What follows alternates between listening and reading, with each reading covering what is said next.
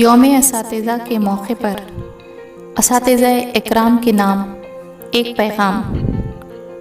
اساتذہ اکرام، میرے ایچ کے کلیکشن چینل پر آپ سب کا استقبال ہے۔ استاد کی عظمت کو ترازو میں نہ تولو، استاد کی عظمت کو ترازو میں نہ تولو، استاد تو ہر دور میں انمول رہا ہے۔ میں آج یوم اساتذہ کے موقع پر میرے چینل ایچ کے کلیکشن کے پلیٹ فارم سے میرے ہم پیشہ تمام اساتذہ اکرام سے چند باتیں کہنا چاہتی ہوں۔ آج ہم تمام لاک ڈاؤن جیسی مشکل گھڑی سے گزر رہے ہیں۔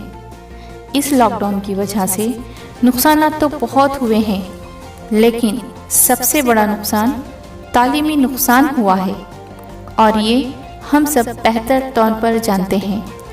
لیکن پھر بھی سلام ہے تمام اساتذہ اکرام کو، جنہوں نے اس مشکل گھڑی میں بھی اپنے فرض منصبی سے منہ نہیں موڑا۔ جس طرح والدین ہمیشہ اپنے بچوں کے مستقبل کے لیے فکر مند رہتے ہیں، اسی طرح اساتذہ بھی، جو کہ طلبہ کے روحانی والدین ہوتے ہیں، وہ بھی ہمیشہ اپنے نونہالوں کے مستقبل کے لیے فکر مند رہے ہیں، اور اس لاک ڈاؤن میں بھی ہر معلم و معلمہ نے اپنے طلبہ کو تعلیم سے جوڑے رکھا ہے، پھر چاہے وہ ویڈیوز کی شکل میں ہو، واٹس ایپ کی شکل میں ہو، یا آن لائن طرز پر ہو۔ آج بھی وہی صورتحال ہے۔ کہیں کہیں اسکول کھل چکے ہیں تو کہیں ابھی بھی بند ہیں۔ بہت سے محنتی اساتذہ طلبہ کو گھر گھر جا کر تعلیم بھی دے رہے ہیں۔ اساتذہ کی محنت پر ایک شعر عرض کرنا چاہتی ہوں۔ بہت آسان ہے مٹی کا سونا بنانا، بہت آسان ہے مٹی کا سونا بنانا، بہت مشکل ہے انسان کا معلم ہونا۔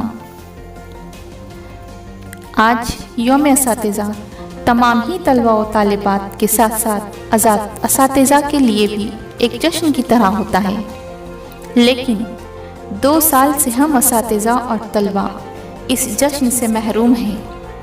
خیر، سب اللہ کی مصلحت ہے۔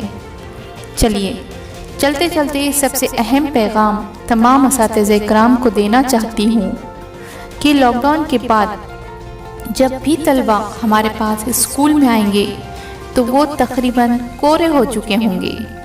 جو تعلیم و تربیت روبرو دی جاتی ہے، اس کا حق آن لائن میں ہم ادا نہیں کر پائے۔